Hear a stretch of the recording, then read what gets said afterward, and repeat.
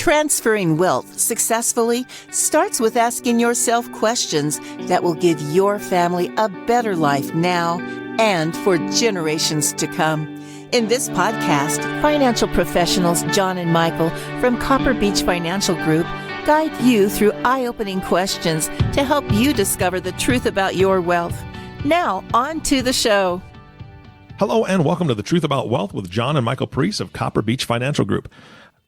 Listener, here's the thing. This is part 2 of a 2-part series. You are not going to want to miss the first part of this.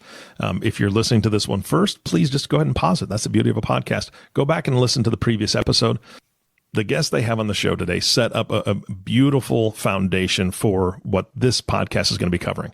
I'm not going to introduce the guests to you, audience. Michael is going to do that. This is just going to be an amazing podcast. So please buckle your seatbelt. This is going to be great. Michael, how are you? I am good, Eric. How are you? That was a great intro. I'm as excited as you are, I think. I was blown away by the last podcast. I just can't say enough about it. I am sharing it with everybody I know. It was absolutely amazing. So who did you bring back to the show? Well, we brought back Miss Aprajita Anand. Aprajita, thank you so much for being with us again on part 2. I think, like Eric said, you laid a great foundation, but hopefully we'll get into it a little bit more. But thank you so much for being a part of it again. Such a pleasure. Thank you, Eric. Thank you, John. Thank you, Michael. Such a pleasure to be Welcome back. Yeah, so I would echo what, Eric, you said. Please listen to part 1, as I think it really will obviously give that foundation for what we're going to talk about today. And Aprajita, you did such a great job of illustrating what you do and your background and some of the issues and I guess you could say problems now, particularly in light of the pandemic, some things that have been set in motion amongst young girls and relationship with their mothers. And I would say even really teens in general that you're really addressing, and I think taking head on here. But so please go back and listen to part 1. But at the end of the last episode, you mentioned sort of 4 shifts that you really like to work with the families that you work with. And so I was hoping we can get into a little bit of those 4 shifts. And Eric, I know you had asked a question right at the end there as well that I think Aprajita, you said would be in the first shift. So I want to make sure that we addressed that as well. So again, thank you, Aprajita, and please let's get going here with these 4 shifts. Yeah. Well, thank you. Yep. I was also going to get started with that question. So, Eric, why don't you pose that question again? Because I think it's a great place to start. Sure, absolutely. Well, we had talked about how emotional anchors, when it comes to adults specifically, it's great for goal setting. It's great for, having something that's going to drive you and have an emotional tie to something that you want to do that helps you with goals. But for teenagers, the emotions run so much deeper. And Michael, you had actually spoken about how a small amount of time, 2 years in a teenager's life is huge compared to an adult, right?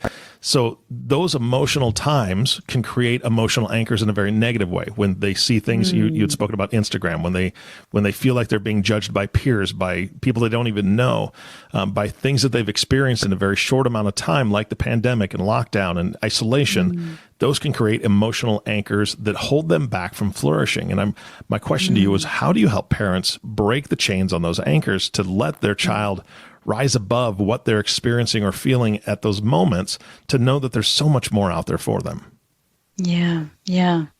Thank you for that question. I think it's an important question. And the answer is, so as a public health scientist, the work I do with my students is rooted in robust evidence-based research. And to that end, yes, I've distilled the changes that I help facilitate, these older teens and young adults into 4 key shifts. So the first one speaks directly to this question, and I think they all do to certain degrees, but this one is really where we start. So shift 1 is a shift in control. So we want these young people to shift from an external locus of control to an internal locus of control, where they go from victimhood to agency. Because it's a travesty that children with access to all the resources in the world feel like powerless, feel like they don't have any power. So, the shift that we want to see is, before that, when I encounter them. So in this case, the student I mentioned in the first podcast we did, I refer to her as Emma. That's not her real name. When I met her, she felt really inadequate and felt like she was unable to be proactive in shaping her own destiny. She thought like, I'm at the mercy of an unkind universe. So when I was working with her, when I first began working with her, she had several negative emotional anchors that she made something of, and I'll illustrate what I mean. So she was about to take the ACT. She was in her junior year. She was about to take the ACT in the spring of her junior year, and it got cancelled because of the pandemic. And then she rescheduled to take it for the fall. So the first time in the fall she took it, she wasn't feeling very well, and so it wasn't her best performance. She got the scores back; they weren't nearly as high as in her practice scores. Then the second time she took it, she was about to take it in this fall of her senior year. She got COVID, so she couldn't take it. And then the third time she got it, and the third time she was meant to take it, it was cancelled because of a resurgence in cases in New York. So that happened shortly after being rejected for a selective class that she wanted to attend in school. Her parents, as I mentioned, are divorced, and none of her friends' parents are divorced. And then after the ACT, she didn't get into her first choice college. And so she strung these things together and made them mean something about what was able to happen in her life. So she was like, this is the way she interpreted it. She was like, why does everything bad happen to me? There's nothing I can really do about my life. This is how it is and how it's always going to be. And that narrative, based on these emotional anchors, you can imagine, is very negative.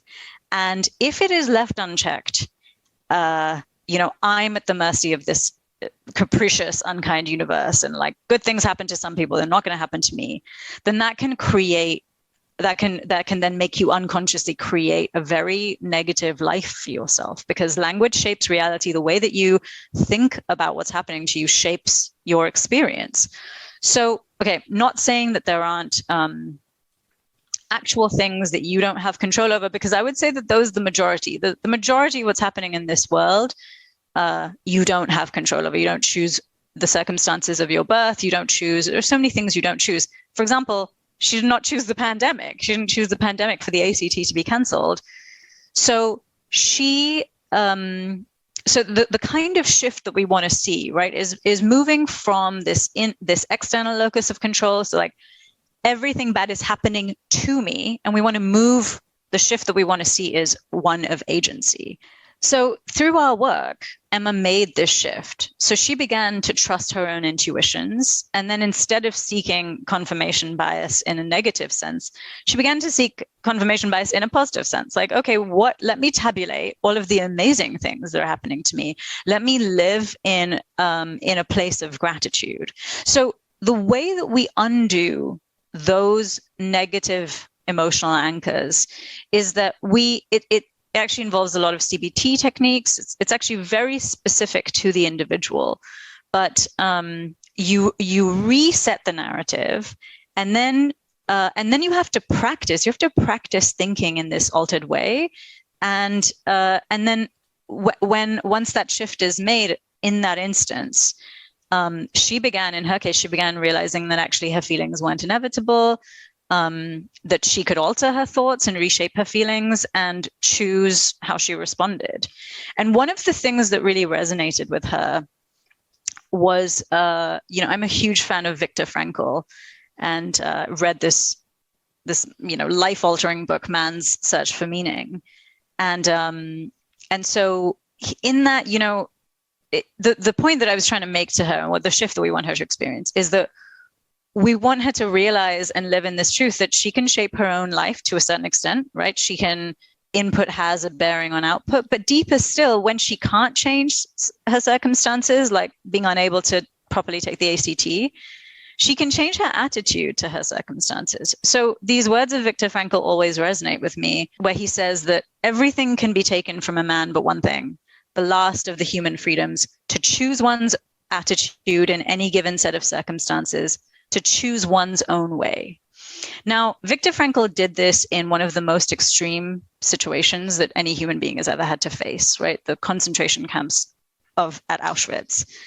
Now, if he could make this observation and embody that way of being in that extreme circumstance, then that is proof positive that we can do it.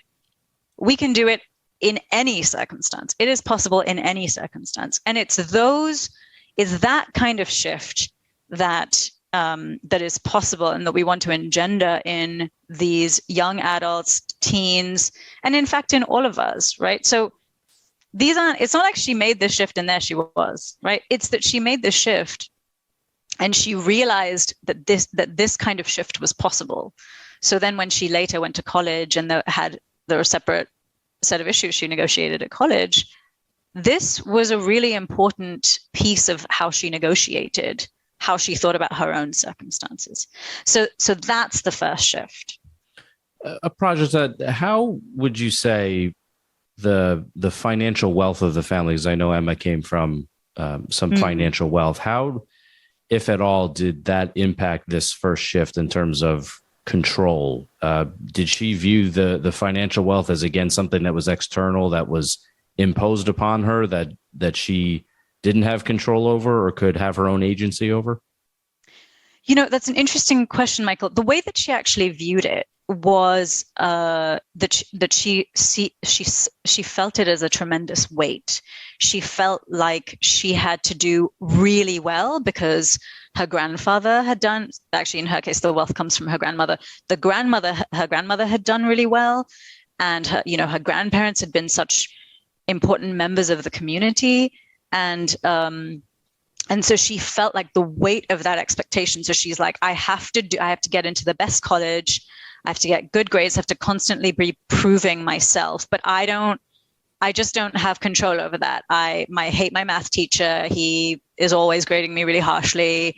I needed to get extra time and they refused to award me extra time. And like all of these things are happening to me. So I can't do well. There's no way I can prove that I'm a valuable person. And if I don't do these things, then I will have let my family down and I'm not worthy of receiving this money. That's how she viewed it, which is, interesting. So toxic. Yeah. So, wow. It speaks to this feeling like, this idea, like, who am I outside of this money? And what's possible for me in my life? And there are other students who feel very trapped by it, right? They feel like, I have all of this responsibility. And there's one student who comes from a big family of philanthropists, and his parents were like, at some point you're going to take over the family foundation. You're going to be responsible for giving, assigning this money to various important causes. And he, felt really trapped by that responsibility. He didn't want that responsibility, and felt like it was inevitable. It was inescapable. This was his life. And I think that's the ways that those are some of the ways it can manifest. That's really interesting in that particular example, because we see that often with family businesses where there might be the next generation feels that obligation to take over the business and they're sort of trapped into that role or identity for themselves. But I hadn't honestly thought about it, at least as it relates to like a family foundation type of situation as well. But it makes perfect sense to me that people could have that same sort of feeling with that. That was interesting. There's a friend of mine who opened a organization out of Chicago. It's called Shaking the Tree Foundation. And what they do, they deal with affluent families and their complexity and how they all get along generationally. And they actually create plays around these issues. So one of the plays that I saw in Philadelphia was a play around philanthropic giving. Grandpa had all the money. The daughter was helping him distribute that money, but Grandpa had different desires for charitable causes than his daughter did. And then the grandson got involved. He had different causes. So but Grandpa held the purse strings. So the whole play was around how Grandpa and the daughter and the grandson, built a strategy around how all three could give to their causes on a unified approach. It was a play written about it. And people were jumping out of their chairs. It was great to see and say, that's what's happening in my family. So it's interesting how people go to the extent of creating plays around these issues to help communicate how people address the problem. And I just thought I'd throw that in there. Fascinating. Fascinating. I would love to see that play. That's, those are real, the kind of disconnect between values. This is really what happens when people just, are thrust into situations and there's no time or opportunity or time taken for being intentional about these things. And so sometimes there are just disagreements, but I do think I think about the royal family in this context as well. You're born into this, you're born into this position. That's an extreme level. That's like, and how do you reconcile? And how do you reconcile that? How do you reconcile the fact that this is your duty in your life? And if you accept that, I guess you could do what Prince Harry has done and leave. But if you accept that, then actually the only way to reconcile it is to change your attitude to your circumstances, right? And to change how you view what's possible for you.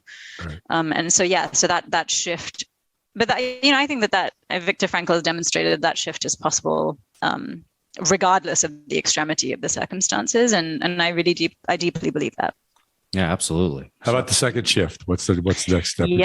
So the second shift is from a fixed to growth mindset. Now, this is written a lot about in educational research, but I think achieving that first shift isn't enough because she's going to have to deal with setbacks, right? She has to reframe the setback for, that it's just a setup for a comeback.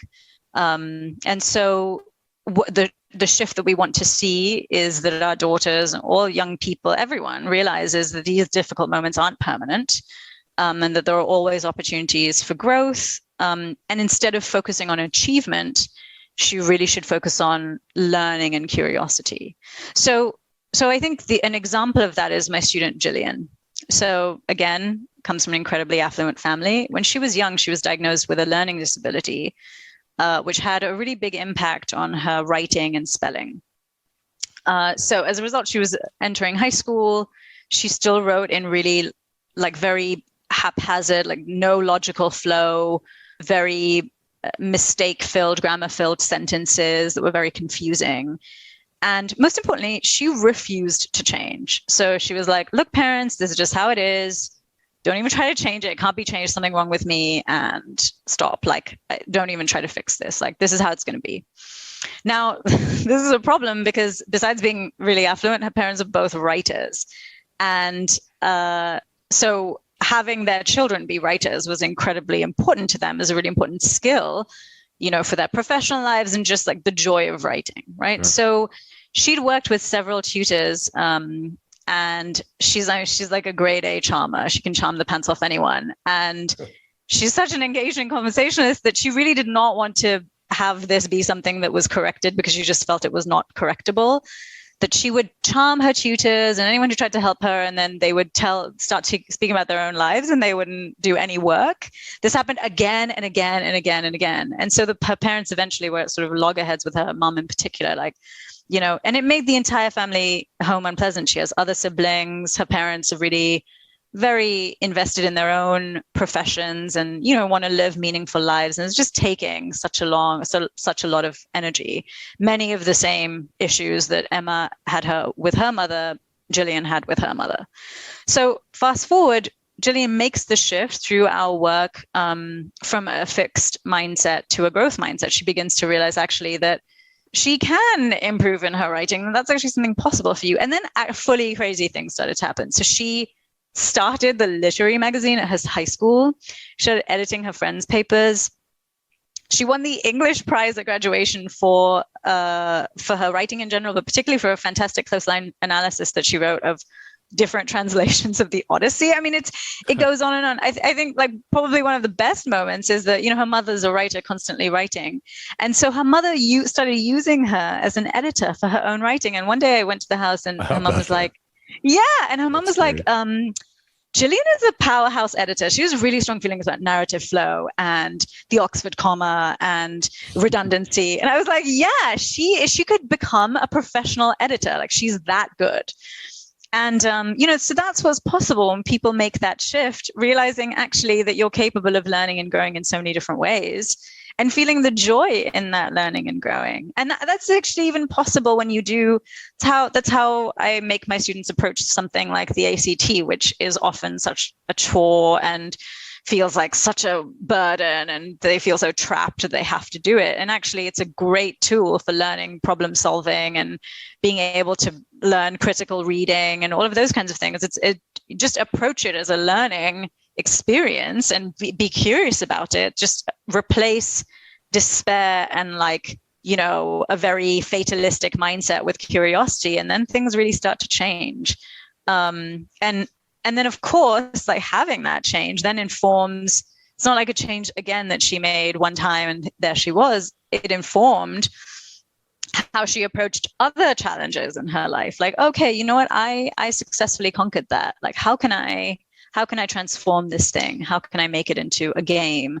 How can I be curious about it? And then that just, I think these external factors like grades and colleges and all of those things, ultimately they mean very little, but really the joy of learning that sustains you for a lifetime. So that's the second essential shift. Right.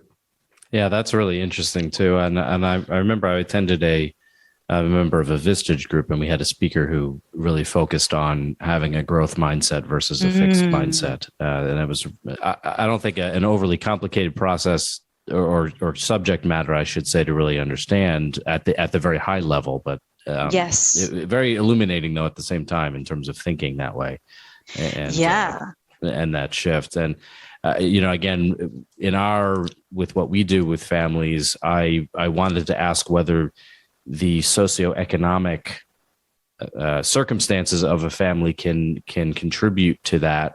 Particularly, again, more on maybe with the families that you work with in terms of having that growth mindset versus a fixed mindset. If the financial wealth is almost that anchor, like you used, Eric, in terms of being able to have a growth mindset from the standpoint of, all right, well, I've already achieved, or my family has achieved this level of financial success, so I now no longer need to really grow. I'm all set. And I didn't know if that played into it, or if you saw any of that in your work.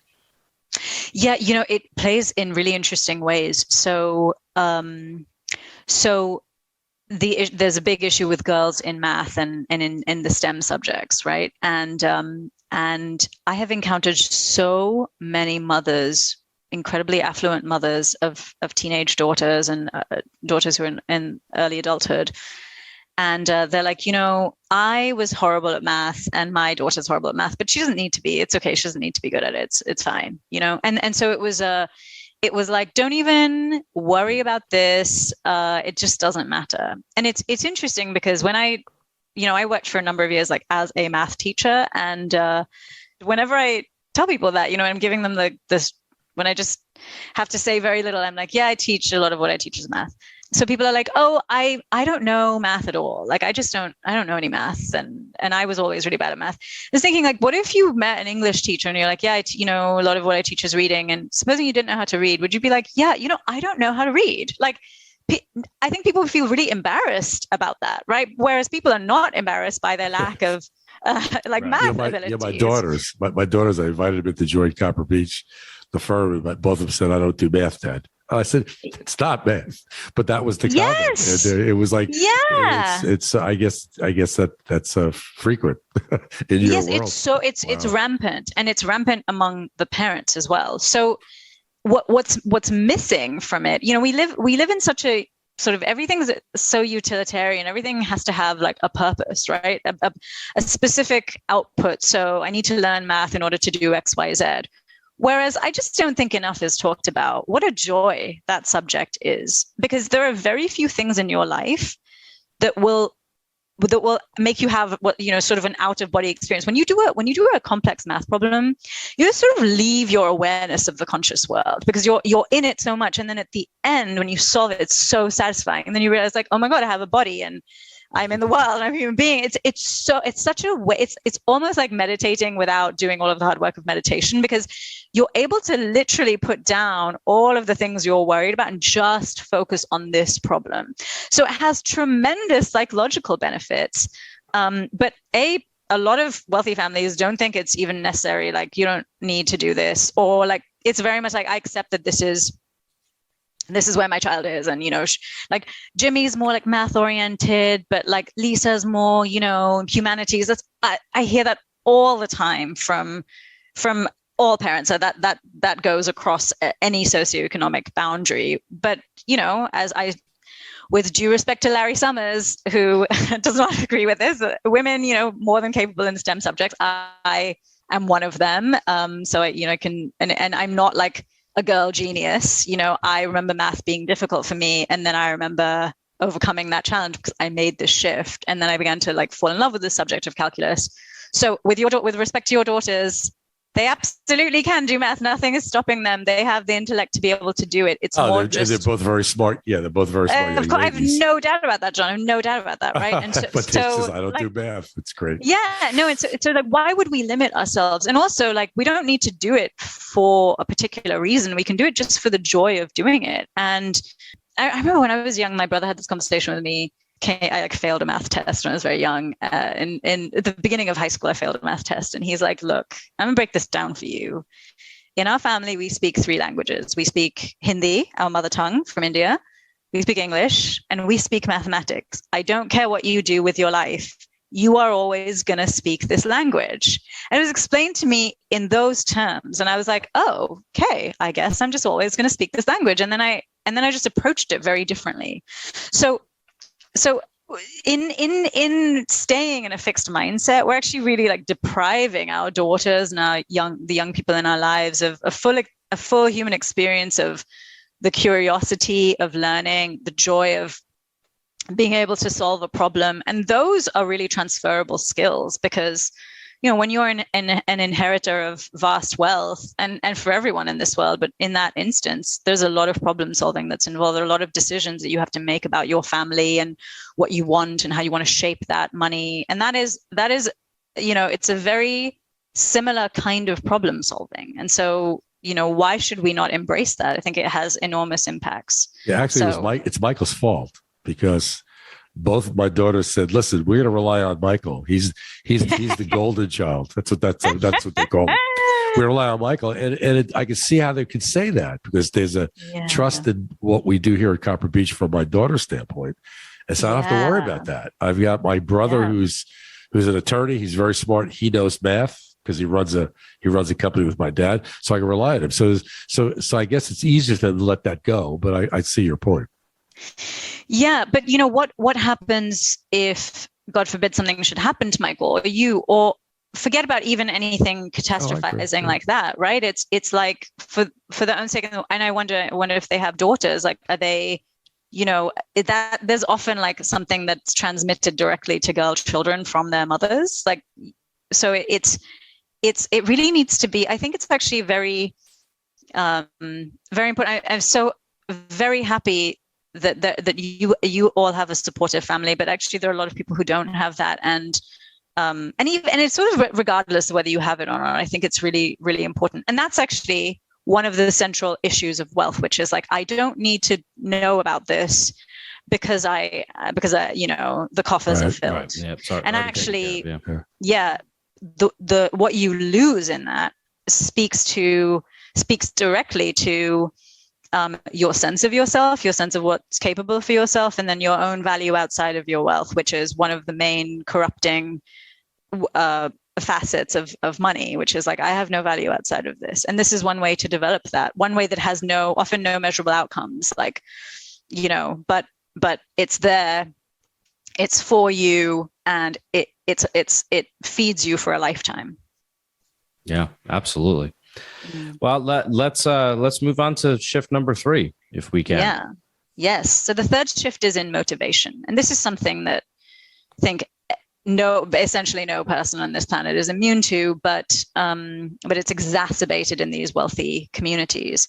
So we want our young people and want our daughters to make a shift from extrinsic motivation to intrinsic motivation. So, shifts in control and mindset aren't enough, because you're gonna, once you make those shifts, or make those shifts in a small instance, you're going to be faced with this world that we are in that's constant comparison with others. So we talked about the toxicity of social media. That's like, that's comparison on steroids. And so as a result, you have these incredibly talented, beautiful, wonderful young girls who have access to a lot of resources, who feel like they're failures. It's a travesty. And so we need to give them a new measuring stick, right? And so before they're going to feel like my worth is in the college I go to, for example, right? My worth is in the grades I get. My worth is in the approval I receive from other people. And then you're constantly going to focus on short-term rewards, like someone told me I did a good job, or I got into this Ivy League, or I won this prize, etc. Right? And those have increasingly diminishing returns, right? They're not gonna sustain you for very long. And the shift we want them to make is to be propelled by their own internal hunger for learning and for growth and for development, and experiencing the joy in that, even when no one's looking, right? And so that's embodied in my student Rachel. So again, not her real name. So she again comes from an incredibly wealthy background. She was a really conscientious student. Like, it was really important for her to get great grades, and she got really excellent grades in college. In high school. But she did not go to she went to a prep school, but was not one of those elite, really competitive prep schools. And so she didn't get into her first choice college, which was this elite, really, really elite Ivy League university. So she basically, kicking and screaming, went to a small liberal arts college instead. And everyone in her orbit was concerned that she was going to drop out when she very reluctantly went there. And it was an extreme situation. She selected her courses, so she would be there for the minimum possible time. She selected all of her courses, so she would only have classes from Tuesday to Thursday.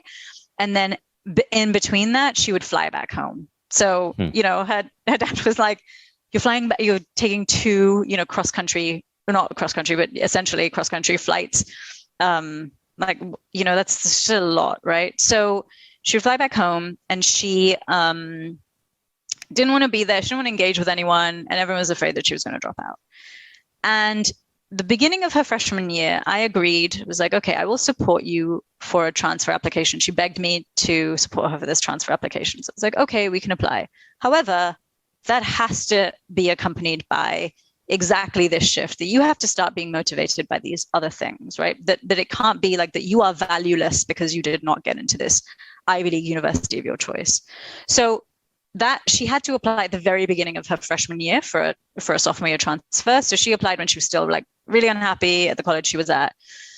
And then through the work that we did that fall and into the spring, she made this shift. She instead of being motivated by like the seal of approval by this elite institution and being able to wear that day every spring where you wear the college that you got accepted to sweatshirt to school, and feeling like I'm worth nothing because I am not going to this elite college. In fact, on that day, she refused to wear her college's sweatshirt. We were all trying to convince her, but she refused because she was so ashamed. She gets to college, all right, she's really unhappy, and then she makes this shift, as I said, and the shift was amazing. She began to get really involved in her classes. She developed really important relationships with her professors. Instead of calling her mother every day or every hour at one point, really, and I'm not exaggerating about that, it was like, I hate you. You didn't send me to a better school. That's why I didn't get into my first choice college. Like, this is your fault. This is faulty genetics, that I didn't do well in math and blah. I mean, it was endless. And it was, completely not based on any actual data or logic. That transformed when she made that shift and began to be motivated by, the inner compass. The calls to her mother would be like, Mom, have you read House of Mirth? I want to discuss it with you. Edith Wharton talks about really complex issues related to wealthy women who come from very wealthy societies in 1800s New York. I read this article, want to discuss it. What were your experiences? Like, read my essay. It was just amazing. So then in the spring, she hears back from this Ivy League institution, and she has gained acceptance into that institution. And she was more than content to stay where she was. And that kind of shift is possible. Yeah. Where she was like, oh, I don't need this seal of approval. Actually, like, love of learning is its own reward. I can, back to Viktor Frankl, I can choose how I respond. I can choose how I respond. And so that is this key third shift that's really vital and possible and joyous to experience. There's such a joy. It's like, got a call from her being like, oh my God, did I tell you I already love college now? And I was like, I'm sorry, what? That's great.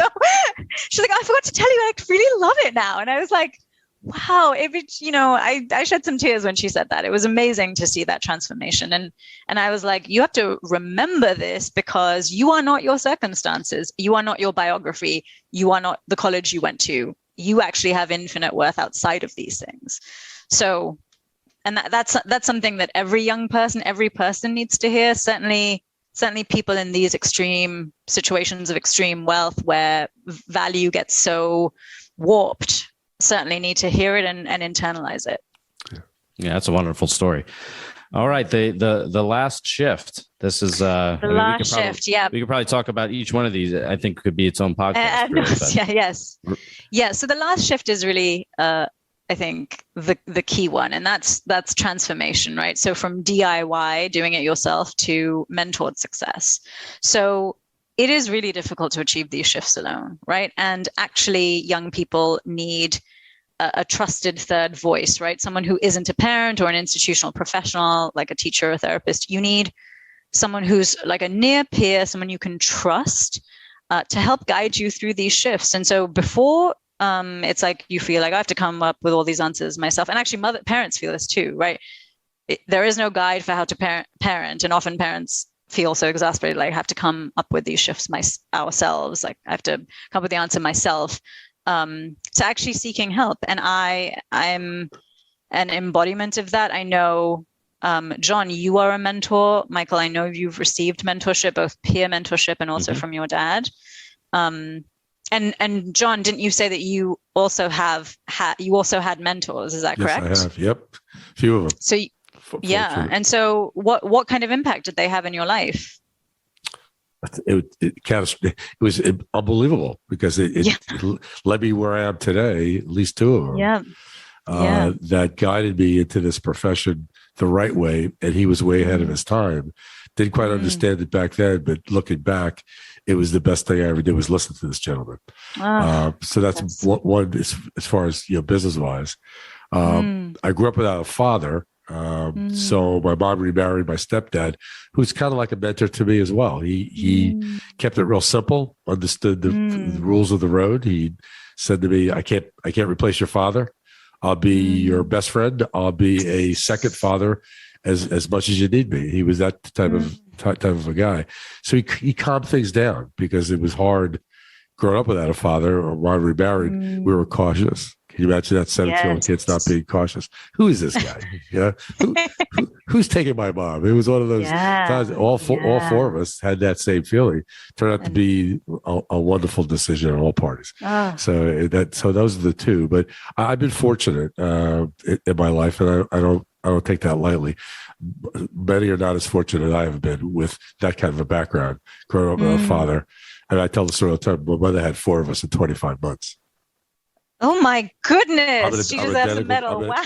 I was an identical twin, premature, 7 months preemies, and my brother is 10 months older, and my sister was 10 months younger.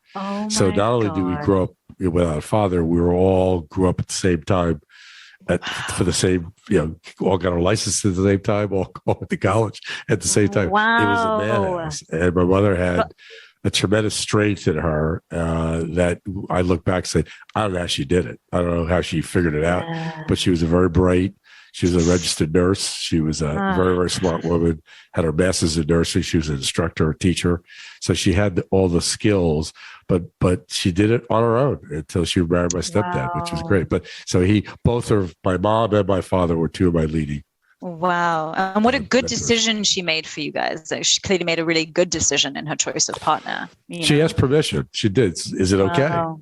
Yeah. And I said, Mom, how much money are you going to give us? I'm just kidding. I'm just kidding. It was, no, we all were on the same page. We all met him a few times, and we saw the smile on his face, and he turned out to be a great guy. And the other part of the story is they had my younger brother, Anthony, who is pretty much an older child. My mom was 43 when she had him. And he grew up, and they both died of cancer 2 months apart from each other. In 1982, 8 months apart from each other. And I had to raise my younger brother with my wife. Wow. The good news is he went to MIT and is now at Juilliard as a professor. So he's done really badly in his life. He just did real good. He did a fine job, but it could have gone the other way. But he was very, very smart, very mature, and understood the circumstances. I didn't mean to take away from your conversation, but you look at how you in your life and your mentors and people that led you. Sometimes you miss it, but you think if you go back and think about it, you find out who they were. Absolutely. Yeah. Well, it looks like you were also a mentor to your brother, and your stepfather was a mentor to you. Yep. I believe so. Yeah. And I think that it's often difficult to receive advice from our parents. Am I right, Michael? Yeah, in a lot of ways. Yeah, I'm learning that firsthand on the other side of the equation. As a father and as a son, right? Yeah. But I've been lucky. I've been lucky on Michael's point too, because he's a great G2 player here with the company. And as I say many times, we were together 14 years, never had an argument other than some political stuff. That is that's rare. That is rare, especially with people who work so closely together. But I think that mentorship, it's been invaluable in my life. I really was struggling with a lot of things, and I have a continued mentor, and I've always sought out mentorship. And the data is clear. It just takes one relationship. And not just as a young person, but even as a parent. I'm not just a mentor for my students, but I'm a mentor for the parents I work with, and I'm younger than all of them. And so, they have a lot of expertise in many areas that I don't, but in this one area, they solicit my advice and I guide them. And so you don't have to do it alone. There's no guidebook for parenting.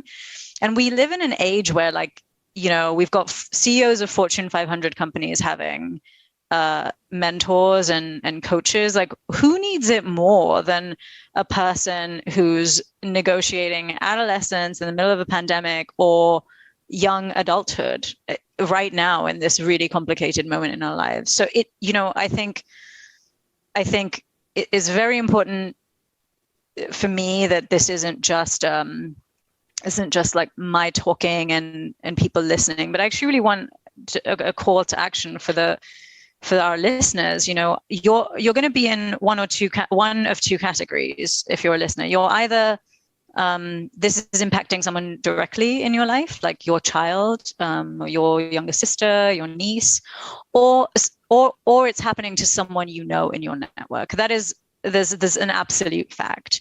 And so I think we need to really encourage people who are negotiating this, or people we know who are negotiating this, ask questions, because we may not even know that they're negotiating this, because there's such shame associated with it. And let's act.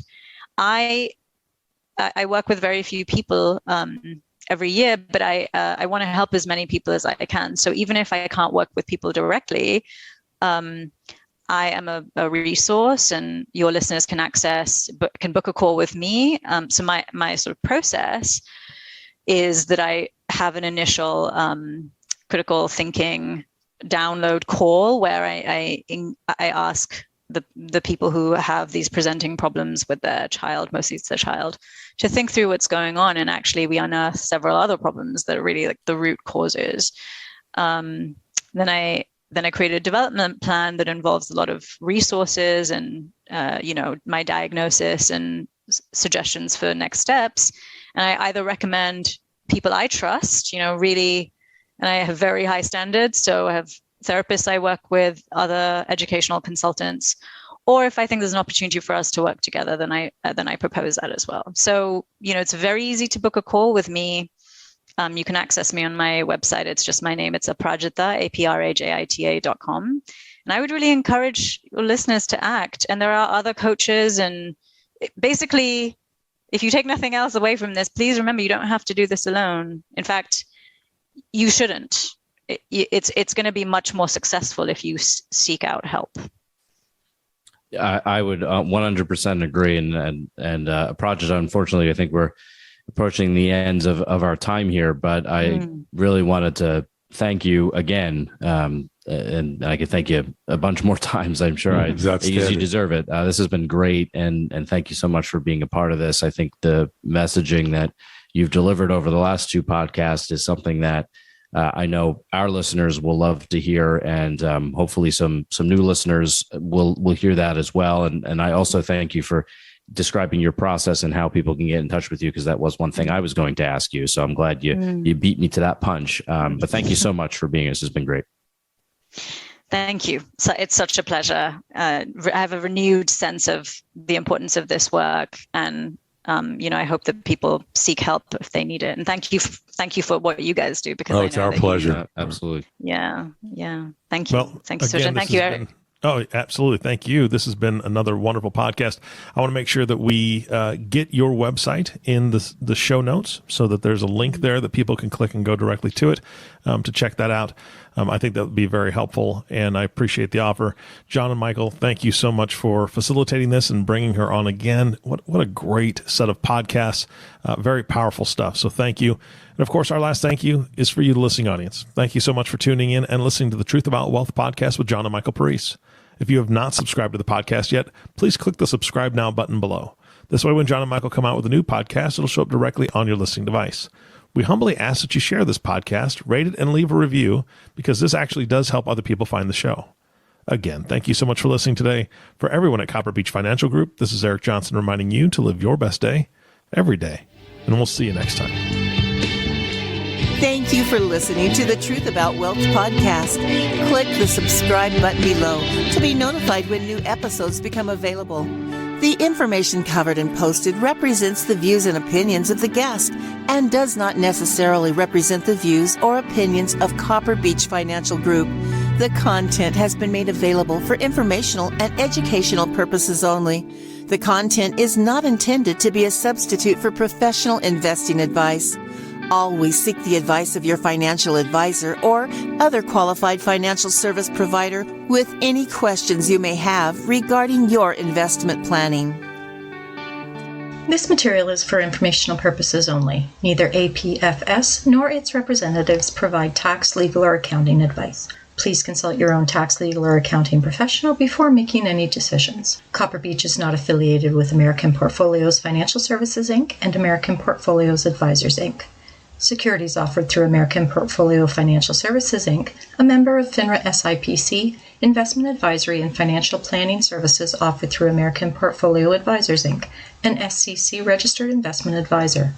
These opinions are subject to change at any time without notice. Any comments or postings are provided for informational purposes only and do not constitute an offer or a recommendation to buy or sell securities or other financial instruments. Readers should conduct their own review and exercise judgment prior to investing. Investments are not guaranteed, involve risk, and may result in a loss of principal.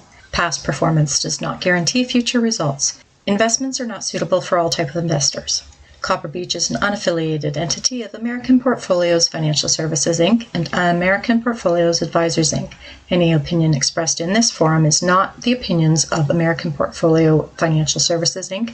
and American Portfolio Advisors, Inc. and have not been reviewed by the firm for completeness or accuracy.